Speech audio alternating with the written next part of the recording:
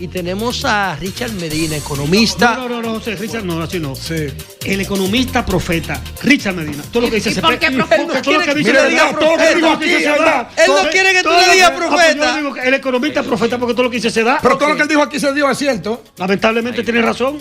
Qué maldito lío te han creado estos tíos. Mejor dile científico. Señores, estamos iniciando el año y es bueno traer expertos para que proyecten cómo se va a comportar la economía en el año 2026 con todos los desafíos que tiene de entorno, porque el comportamiento de los tres países que más influyen en la economía mundial, sobre todo China y Estados Unidos, que son los que más en términos económicos influyen, tienen una guerra comercial que pudiera afectarnos, quedarnos nosotros atrapados en las patas de los caballos chinos y norteamericanos, y también el impacto local, el comportamiento de las variables micro y macroeconómicas en República Dominicana.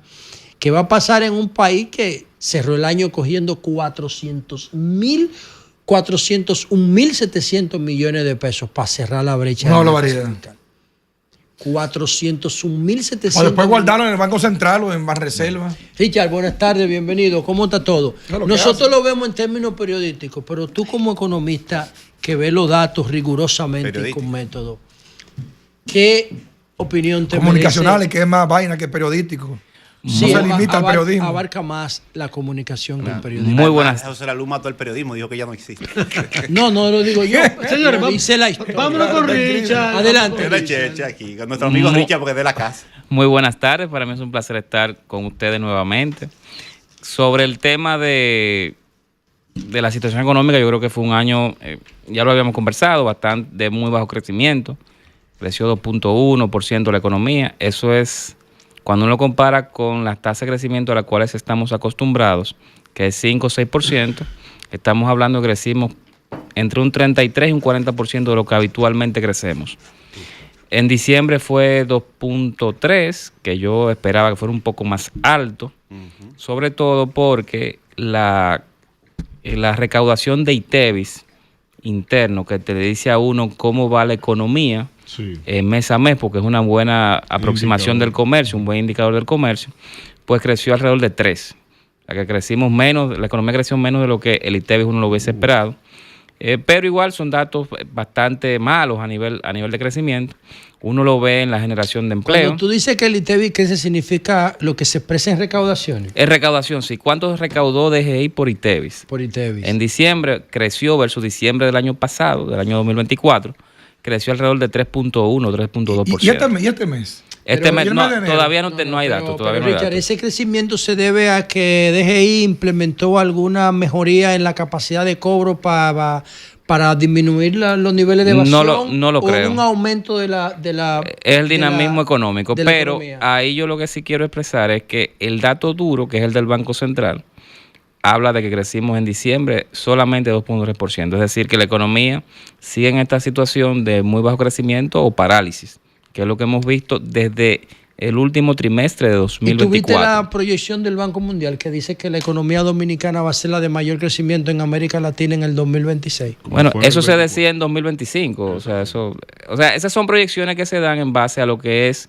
el crecimiento potencial de las economías. Correcto. República Dominicana tiene una tasa de crecimiento potencial, es decir, la tasa de crecimiento que normalmente tiene un país de alrededor de 5, 4,5%, y por eso es que se usa la proyección. Sí. Pero a mí me da la impresión de que quedaremos en torno al 4% o por debajo del 4% este año. Richard, tenemos el escenario siguiente. Todos queremos que la economía crezca, pero las autoridades aparentemente no dimensionan las decisiones de Estado que hay que tomar para que sea así. Y me refiero esencialmente a lo que tiene que ver con el gasto público, por un lado, y la inversión pública para el desarrollo, en donde hemos estado por debajo en números históricos en términos del PIB para la inversión en infraestructura pública. Estos no son indicadores que pueden hacer literalmente ridícula esa proyección que hacen los organismos internacionales con respecto al crecimiento del 2026 si el gobierno no cambia su forma de ejecutar el gasto. Sí, sin duda. Yo creo que parte del problema que hemos visto es que la economía en un momento se paralizó. Mi tesis es que se paralizó más que nada por el anuncio de la reforma fiscal 2024 que empezó a anunciarse en mayo Sí. y se vino a enviar el borrador al Congreso en octubre. O sea que fueron 6 meses de como si fuera un lobo que venía contra la economía dominicana, y los empresarios, bueno, viendo esa situación, deciden frenar sus decisiones de comprar maquinaria nueva, aumentar inventario, contratar personal, etcétera. Y tú priorizas, escúchame, en ese mismo punto, para que continúe. Tú priorizas, por ejemplo, que ese fue el principal detonante, el tema de la reforma por encima de la inversión pública, que fue la más baja de los últimos 50 años. Ahí va. Eso pasó en 2024. Que al ser un año electoral siempre hay un boom económico, porque el gobierno tiende a gastar más subsidios, más obras, etcétera. Ya para 2025, uno lo que esperaría es que si la economía salió lenta de 2024 por el efecto del mal manejo con la reforma fiscal, pues que el gobierno venga como si fuera una persona que viene a jumpear una batería. La batería está descargada, yo la jumpeo y el carro vuelve y se mueve. Y la forma de jumpear esa batería es precisamente con el gasto de capital o construcción de obras públicas. Pero al hacerse de manera, yo diría, en poca magnitud, porque fue un gasto de capital relativamente bajo el que vimos en 2025, y más que nada concentrado en 2 o 3 obras muy grandes que lamentablemente tampoco terminan de concluirse, pues entonces tú lo que tienes es que el gobierno está limitado de manera muy puntual en 2025 para lograr derramar crecimiento económico, empujándolo con obras de infraestructura. Entonces yo creo que esa situación no me parece que cambie en 2026, ojalá equivocarme, pero es lo que está generando esta parálisis, que el gobierno, no empuja el carro, pero el sector privado está como que todavía muy lento. Más allá de que hay sectores específicos dentro de la economía como construcción que tienen problemas serios y podemos analizarlos aquí. Richard, la economía dominicana cerró con un crecimiento de 11% de la inversión extranjera directa el año pasado. Parece que, diferentes sectores económicos privados aumentaron ese porcentaje de inversión de dinero en el país por el clima de confianza, y Aduana acaba de reportar un aumento importante en las recaudaciones en el primer mes del año, creo que es 6%. Entonces, tenemos una inversión extranjera aumentando y también un consumo, si lo medimos por la aduana, también que va creciendo a pesar del contexto tan complicado internacional en la región. ¿Por qué tú crees que se mantiene este dinamismo a pesar de la situación internacional y regional con Estados Unidos y todos estos conflictos? Mira, yo creo que hay que contextualizar esas 2 cifras. La primera, que es con la inversión extranjera directa. Si bien es cierto que nosotros damos la bienvenida a la inversión, hay 2 cosas con esto. Primero, la mayoría va a turismo o sector inmobiliario, es decir, gente comprando alguna vivienda para inversión. Sí. Y segundo, una parte de esa inversión extranjera directa. Y minería, el 20%, energía. 28%. Una parte de esa inversión extranjera directa no son flujos que llegan, sino que hay un componente ahí también que viene por la reinversión de utilidades de empresas que son de inversión extranjera directa y que están ya produciendo aquí. O sea que hay que ver cuál es realmente el efecto neto en todo esto. Lo otro, con respecto a lo que tú planteas de aduana, el dato es interesante porque es un 6%, pero uno tiene que compararlo con el crecimiento nominal de la economía.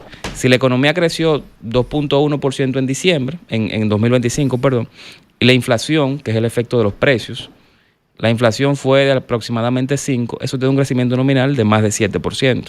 Entonces, si en enero, que no he visto los datos de inflación todavía de crecimiento, la aduana lo que está diciendo es que está creciendo 6% de recaudación, eso está por debajo del crecimiento nominal de la economía, o sea que todavía estamos con una brecha negativa en ese sentido.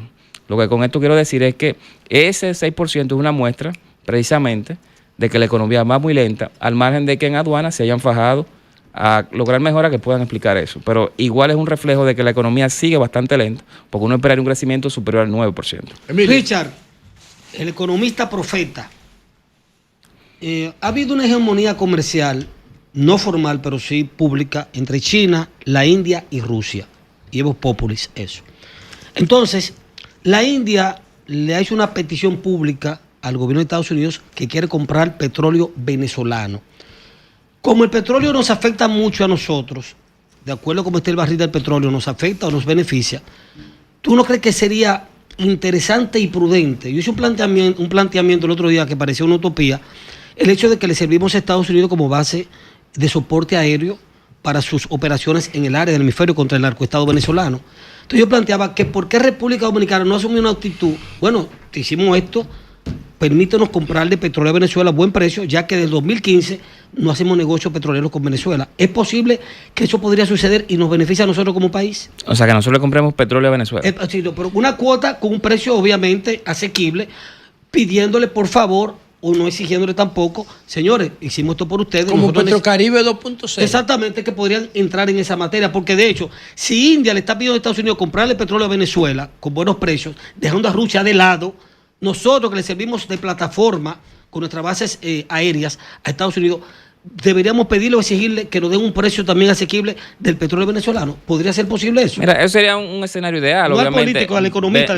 Eso sería un escenario ideal beneficiando a República Dominicana, pero al menos la información que yo he podido ver sobre el manejo que se le va a dar al petróleo venezolano es precio de mercado, en el sentido de que para que empresas vayan allá y puedan instalarse, a invertir en infraestructura para aumentar la producción, que es relativamente baja, la producción que tiene ahora mismo Venezuela de petróleo, pues ellos lo van a hacer a precio de mercado. Entonces ahí sería un poco difícil uno ver si a República Dominicana le dan ese tratamiento especial. Trump ha demostrado ser amigo de sus amigos y ser leal a sus amigos. Si el gobierno dominicano hace una petición vía diplomática, yo entiendo que puede ser posible. Pero hay que comprarlo, no es gratis. Obviamente, ojo con algo. Los países europeos no dicen que son amigos de sus amigos. Sí. Ojo con algo con el tema del petróleo. Ese petróleo de Venezuela es un poco más barato que el petróleo de Estados Unidos.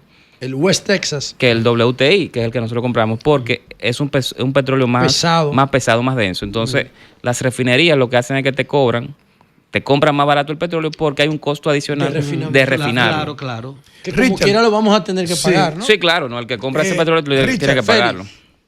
A propósito del crecimiento económico, ¿cuál fue el crecimiento real?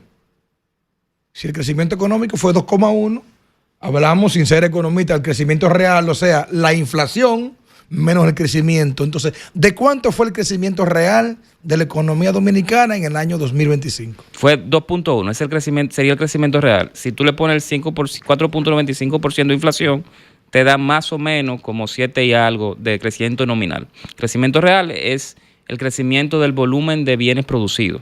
Cuando tú le pones los precios, ya te da lo que es el crecimiento nominal. Perfecto. Si tú, discúlpame, Cristal, si tú fueras un consultor externo y te pones frente al proyecto de reforma fiscal que el gobierno retiró en el 2024 a finales, pero que en ese proyecto habían cosas necesarias, había muchas distorsiones que corregir, había necesidad de alinear la estructura fiscal con las aspiraciones de ingreso del gobierno y bajar algo esos niveles de evasión fiscal. ¿Tú eliminarías el proyecto de reforma porque la gente ya la ha rechazado 2 veces, como hizo el presidente Abinader, que la retiró? Inclusive cambió al ministro de Hacienda, que era el que la estaba liderando. ¿O tú te hubieses quedado con una reforma reformulada? ¿Tú hubieses hecho correcciones y continúas con ella? Mira, cuando se habla de reformas, hay una rama de la economía, y me voy a circunscribir a ella, que es la economía política de las reformas. Que te dice economía política de las reformas. Okay. Es decir, que te dice a ti, ya hace una reforma tributaria, de seguridad social, laboral, de la que sea. ¿Cuál es el tiempo adecuado para hacer una reforma? ¿Cuál es el momentum para hacerlo? Sí. ¿Qué amplitud debe tener esa reforma? ¿Cuáles son los objetivos que el gobierno busca? Obviamente son objetivos de impacto positivo a nivel social, y definir quiénes son los ganadores, perdedores de esa reforma. Entonces yo creo que el timing era interesante porque estábamos saliendo de las elecciones, el gobierno, desde el punto de vista político, le quedaban 3 años, más de 3 años de gobierno, pero yo creo que falló mucho ahí la forma de discutir la reforma, de explicarla, de dialogar, y de ver de visibilizar quiénes eran los sectores que ganaban y perdían con la misma, si es que habían ganadores. Entonces yo lo que le hubiese planteado al presidente, obviamente yo desde la inexperiencia versus un ministro de Hacienda, es que debió haberse negociado más, debió haberse eliminado los impactos tan profundos que habían en la clase más popular y la clase media, pues yo creo que la clase media iba a ser muy golpeada ahí. Y tercero, creo que antes de hablar de reforma de impuestos, es decir, de la parte tributaria de la reforma fiscal, había que hablar un poco de legitimidad tributaria, en el sentido de que el gobierno debía comenzar a frenar su gasto. Y lo digo porque la nómina ha seguido aumentando, las pensiones especiales han seguido aumentando, ciertos subsidios que yo creo que deben ser focalizados han seguido aumentando, y eso es lo que hace que le retira esa legitimidad que debe tener el gobierno a la hora de negociar una reforma tributaria, la parte tributaria de la reforma fiscal, con la sociedad. La luz. Richard, hay una discusión en América Latina y el mundo. Voy contigo, Cristal. El tema de los súper ricos, la concentración de la riqueza y demás. Pero Aquí son muy pocos, no son muy pocos los super. por lo regular es una alta concentración, que hay muy pocos. Claro. Entonces, aquí en este país, tú sabes, no es un tema casi de discusión, gran parte de la población no entiende el tema de la progresividad, pero los economistas sí saben y están muy conscientes. ¿Dónde tú crees que hay, no en este escenario, en cualquier escenario, dónde tiene la sociedad dominicana oportunidades específicas para hacer el sistema fiscal dominicano más distributivo, más equitativo, podríamos decir, y distribuir mejor la carga? ¿Dónde tú crees que hay nichos importantes sin desestabilizar ni afectar el clima de inversión interna y la inversión extranjera? Mira, sin que esto suene como que yo estoy promoviendo una reforma tributaria, porque creo que no es el momento de hacerla. Claro. Y creo que falta un poco de legitimidad al gobierno para pedirla. No hay condiciones para una reforma. No hay condiciones para ello, sobre todo después del caso Senasa a inicio de diciembre. Con legitimidad. Legitimidad de frenar el gasto. O sea, que no se ve ese aumento del gasto desproporcionado para pedirle más, pidiéndole más dinero a la gente o a los empresarios. Yo diría que hay que pensar en cómo se reduce la evasión. Porque sea que tú aumentes tasas o aumentes la base de bienes que están exentos, aquí hay mucha gente que dice que el gasto tributario es el problema. Pero cuando tú ves el gasto tributario, la mayor parte es el ITEVIS. Sí. Y los bienes que están exentos de ITEVIS, la gran mayoría son alimentos de primera necesidad, medicina. Entonces, yo lo que sí creo es que hay que enfocarse en aquellos sectores económicos que tradicionalmente Tú evaden. sabes que no solamente...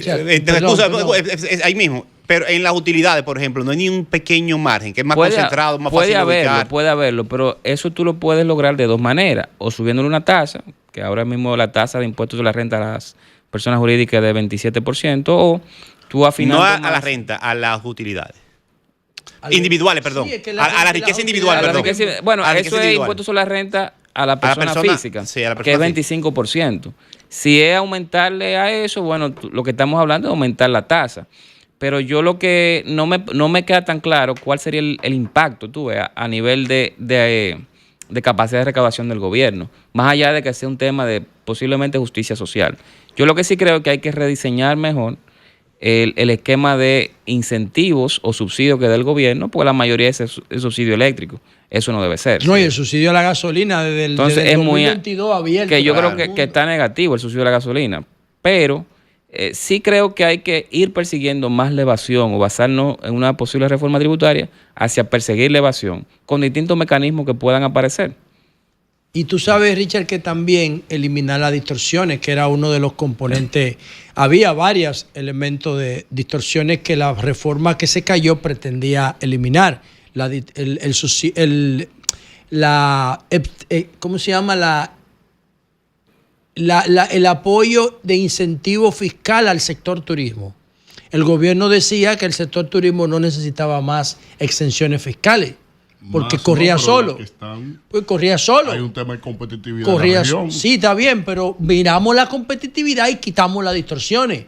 Sí, porque es que aquí el paquete de incentivos, dice el presidente Abinader, que el paquete de incentivos aquí ya no es necesario en la misma magnitud para estimular el turismo. Y segundo, el tema del cine, por ejemplo. ¿Tú sabes que el Estado subsidia el cine 3 veces? Sí. Lo subsidia cuando tú puedes cuando tú puedes asumir hasta el 25% un empresario financiando cine del gasto del pago fiscal, por un lado.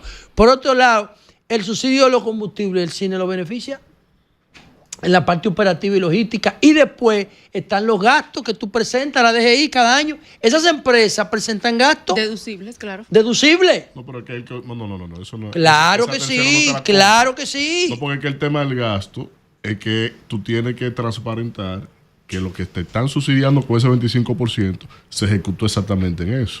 Entonces, no, yo no me refiero a eso. Yo me refiero que si es tú... un mecanismo de control. No, porque al Sí, final porque se te acumula un ITEVIS a tu favor. Claro, si tú Sí, un presentas... dinero disponible. Claro, si tú Claro. presentas una estructura de gasto, tú la descuentas, si la DGI te la acepta, del Cuando- pago de ITEVIS. Cuando viene, no, ¿O pero no? cuando viene No, por de ITEVIS no, exención, no. de impuestos sobre la de renta. impuestos sobre la renta. Pero oye, tú tienes un código de pasan exención. esa y otras distorsiones. Por ejemplo, una persona que quiere echar para adelante y ahorra y hace un certificado financiero, y ahí Richard puede ampliarnos más.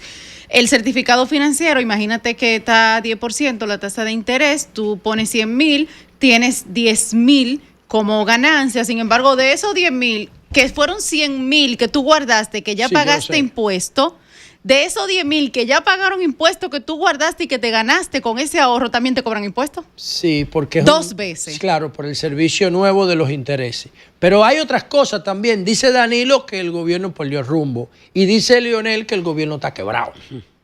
Ellos son líderes de la oposición, pero yo quiero que... Bueno, perdió yo el quiero rumbo que un quebrado. economista interprete esas declaraciones tan alarmantes de Leonel y Danilo. Uno, que el gobierno perdió el rumbo. alarmante no, Y otro de... realista, sí. Realista, Informado vamos a ver. de Primero de Danilo Medina diciendo que el gobierno ha perdido el rumbo económico, y luego la de Leonel Fernández, que son más fuertes porque dice que el gobierno está quebrado. No son muy tremendistas esas declaraciones. Uno de los países más exitosos de América Latina, hablar de que está quebrado. Con ellos dos fue exitoso. Adelante. No, el tema de ser exitoso viene más que nada porque estamos tomando los últimos 20, 25 años de historia económica dominicana. En ese tiempo la economía creció mucho, mucha gente adquirió su primera vivienda, mucha gente aumentó su capacidad de consumo, pero no es lo que se ve después de la pandemia. Después de la pandemia, uno lo que ve es que el consumo, por ejemplo, de los hogares aumenta aproximadamente un 3% en estos 5 años, pero en los 5 años antes de la pandemia aumentaba un 6 o 7%. O sea que estamos aumentando el consumo en mucha menor proporción. Y yo creo que hay un dato bastante duro, que hay que ir analizando, y es que la inflación que se ha visto los últimos 5 años, especialmente la inflación vinculada con alimentos y bebidas no alcohólicas, es mucho más alta que la inflación que hubo de ese mismo tipo de bienes en los 8 años previos al gobierno. Entonces, se está dando una situación donde Repite eso, por favor. la inflación de la comida. De la comida, sí, de En estos alimentos 5 y bebidas no alcohólicas. En los últimos en los 5 últimos años, que 5 es el años. gobierno actual, es mayor que en los 8 años previos, incluso en los 10 años previos a este gobierno. Entonces, yo creo que hay que seguir implementando políticas para fortalecer la producción agropecuaria.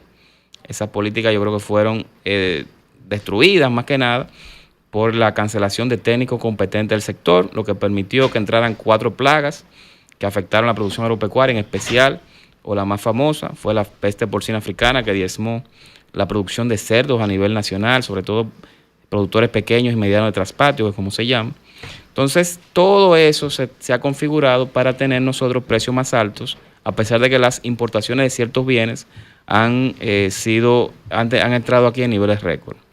Yo diría que hay un tema de planificación, como que se siente que uno no sabe bien cuál es la estrategia de planificación del gobierno actualmente, y pienso que por ahí es que debemos, como sociedad, ir revisándonos. ¿Qué hay que hacer para volver a crecer? En el corto, mediano y largo plazo. Hasta que no tengamos esta planificación clara, que al menos yo no la estoy viendo, pues vamos a tener estos resultados que, como dije, no han sido los mejores los últimos 3 años. ¿Cómo tú crees que el entorno internacional puede afectar nuestra economía? Por un lado, tenemos una buena relación con el gobierno norteamericano, pero por otro lado, el gobierno norteamericano le va a poner freno u obstáculos a cualquier intento del país de hacer negociaciones con China, por ejemplo, en términos de transporte, de inversión estratégica, de comercio. Las empresas chinas la están persiguiendo literalmente. Estamos como en una especie de nueva guerra fría. ¿Tú no crees que ese entorno genere algún choque externo que frene nuestra economía en los próximos años? De manera directa para República Dominicana no, realmente nosotros nunca hemos tenido esa vinculación con China. Pero China Ahora, es responsable de qué porcentaje de lo que nosotros importamos en el comercio. El segundo socio comercial. Vamos a ver. El 2024, perdóname, se había importado hasta 2024.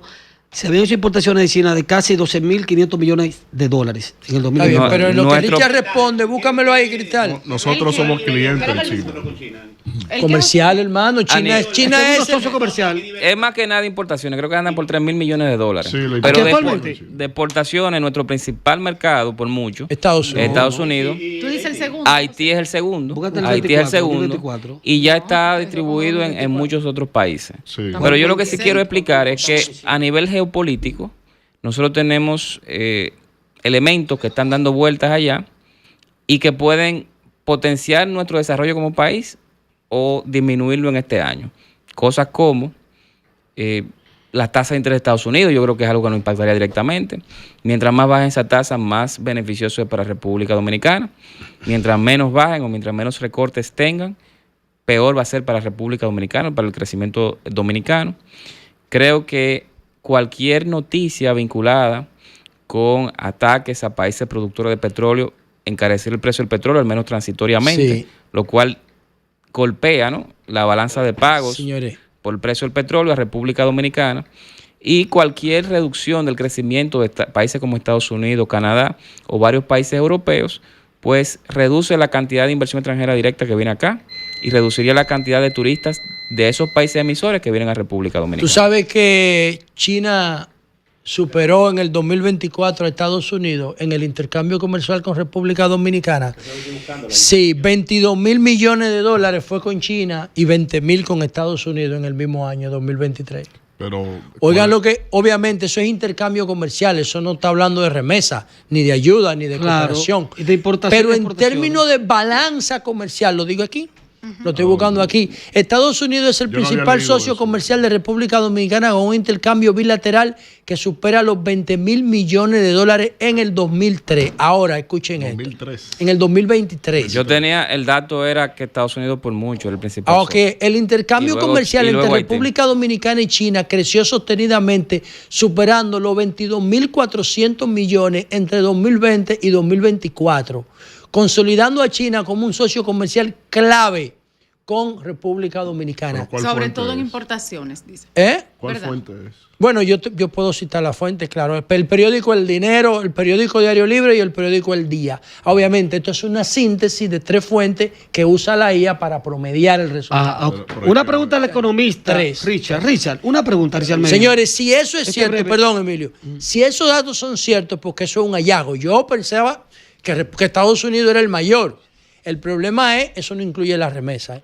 El problema es que todos los comercios en República Dominicana, literalmente, todos, importan desde China, porque es eso más era- barato. Eso era lo que quería ¿Tú precisar. entiendes? Que esos mismos datos especifican que ese intercambio tiene mucho más que ver con las importaciones que se hacen desde China y dice que con respecto a las exportaciones el Ya es- volumen no es tan No, alto. porque nosotros no le vendemos nada a hay China. una pregunta A en Estados ese- en Unidos ese sí. tenor, ese tenor. China tiene Hay que revisar muchas esa data. restricciones y muchas.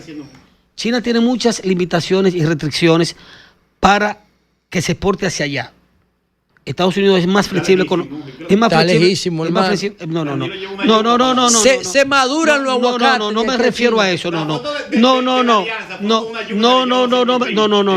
no importa la distancia, no importa la distancia. China tiene muchas restricciones para las exportaciones hacia su país, punto. Una pregunta, ¿tengo razón o no Se tengo madura razón? el guineo. Sí, ¿Tengo sí, razón o sí, tengo tienes razón, Ok, tienes pues, una pregunta ahora. ¿Le conviene más a República Dominicana como Estado libre y soberano tener negociaciones de exportación e importaciones con Estados Unidos que con China? Mira, depende de cómo uno se maneje. Yo, los datos que he visto es que la mitad aproximadamente de las exportaciones de República Dominicana y aproximadamente 46% a 2023 Sí, así es. de las importaciones dominicanas van y vienen de Estados Unidos. Exacto. Entonces ahí tenemos 2.4, 2.5 millones de dominicanos, la inmensa mayoría o ciudadanos o legales. Entonces yo creo que República Dominicana, su socio natural es precisamente Estados Unidos. Richard Medina, economista, está con nosotros. Richard, Lula, que gobierna un continente, podríamos decirle, tan grande que es Brasil, está insistiendo en que si Brasil y los países de América Latina se ponen con las tierras raras, a sacar tierras raras y exportarlas, como ha ocurrido en todas las décadas anteriores, y a vender materia prima, y no se integra a la dinámica mundial. Esta es una llamada, perdón, espérate. es una llamada muy importante, porque escúchame, de agregar valor. Vamos, de economía. No, es una llamada, una situación que se está dando con un avión que salió supuestamente de Samaná a Cuba. Entonces tengo a Melton Pineda, una noticia de último minuto. Salió de... O sea, vamos a lo que él dice. Vamos a escuchar a Melton. Okay, Melton Pineda. Adelante, Melton. Pineda, te escuchamos.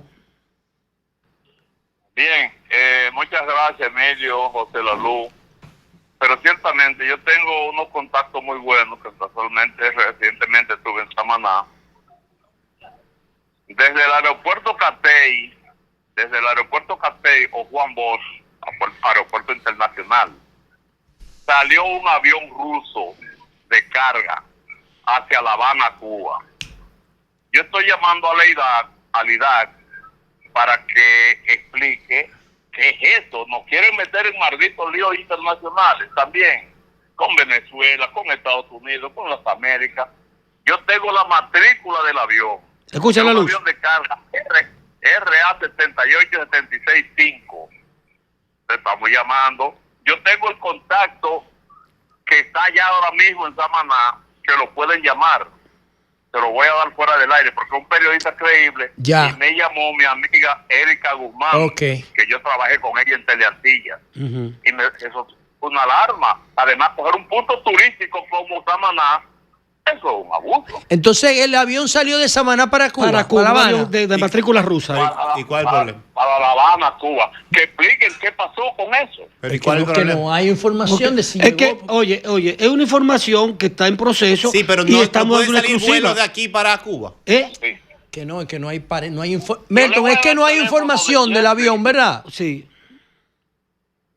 Yo le voy a dar el teléfono del amigo Jeffrey, que es periodista. Escríbelo Escríbelo, por favor, Melton, por WhatsApp para hacer Está bien. contacto con él. Gracias, Melton Pineda. Sí, le pregunto a Muchas Richard de gracias, manera Milton. concreta, estaba acabándose el tiempo, sobre la cultura en América Latina de exportar materia prima y no integrarse a la industrialización y a los procesos tecnológicos. agregarle valor al producto. Valor agregado a las exportaciones.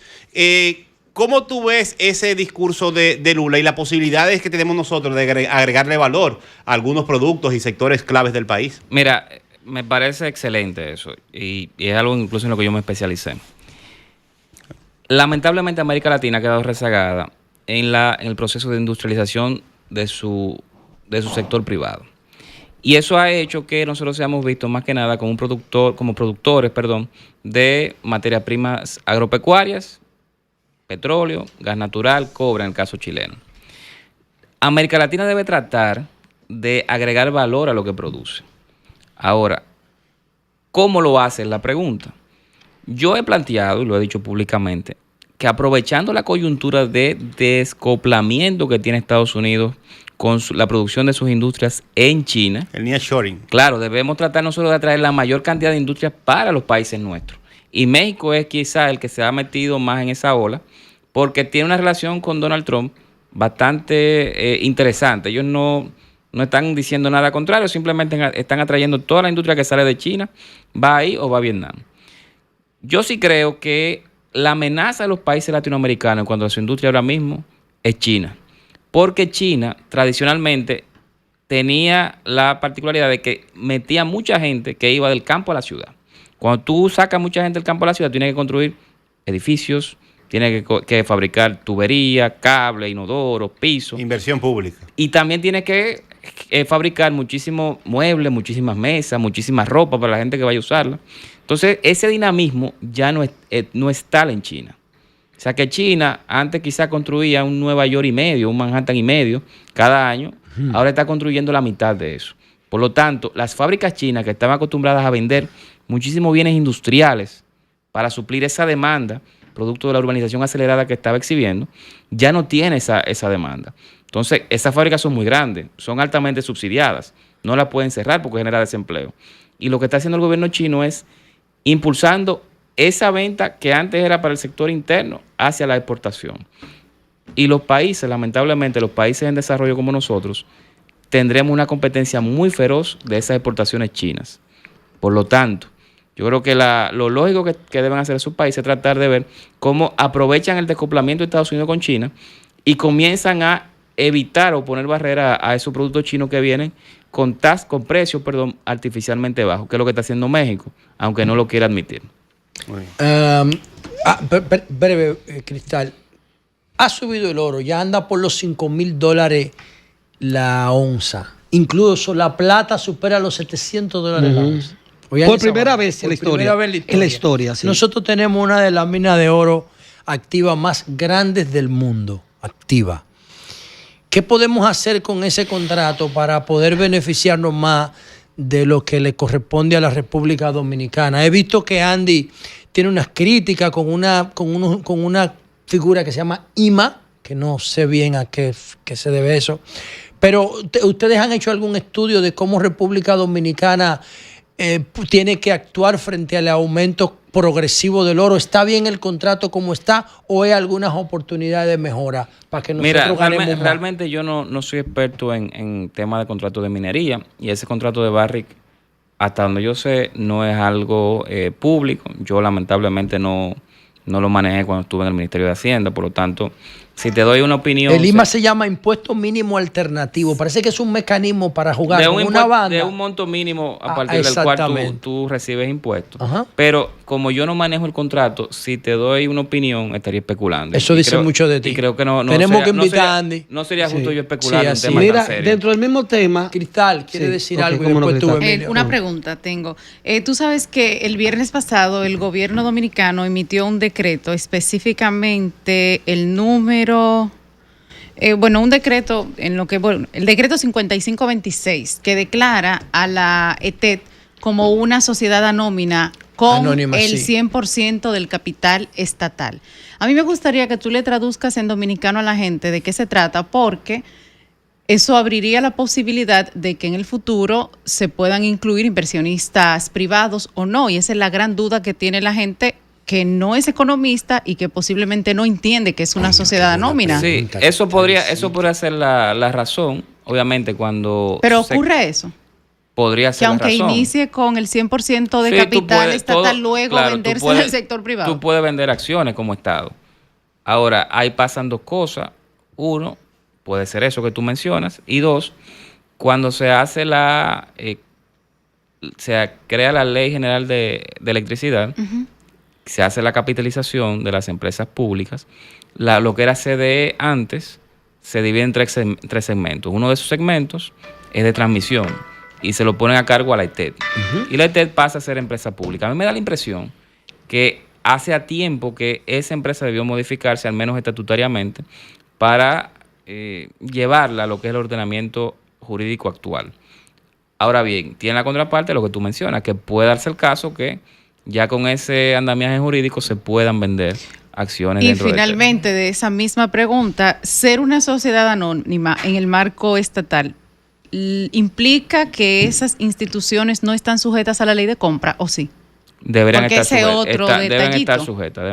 De hecho, si hay dinero público, los fideicomisos públicos deberían estar sujetos, pero no están sujetos. Nosotros somos un programa, señores, nosotros somos un programa, queda poco tiempo, por favor, de colores y de información, y damos la información precisa en el momento indicado. ¿Por qué la importancia de la llamada de Milton Pineda, hermano Jonathan Liriano? Porque dentro de la pandemia y luego con la guerra Rusia-Ucrania, se cercenaron prácticamente a cero los vuelos Dominicana y Rusia. Entonces, trae a colación a su eficacia que un momento de tensión donde nosotros estamos cooperando con Estados Unidos para derribar el narcoestado que representó Maduro en Venezuela, que hay un vuelo de carga de Samaná a Cuba. ¿Entendiste, Jonathan? Richard, finalmente. Por eso fue la importancia de la llamada. Brevísimo, nos queda menos. Finalmente, Richard, desde el punto de vista económico-financiero, ¿qué representa para la República Dominicana el proyecto o la aprobación por el gobierno norteamericano de pasar un cable de electricidad hacia Puerto Rico? Mira, eso es un proyecto privado de algunos empresarios dominicanos y algunos empresarios de Estados Unidos y Puerto Rico.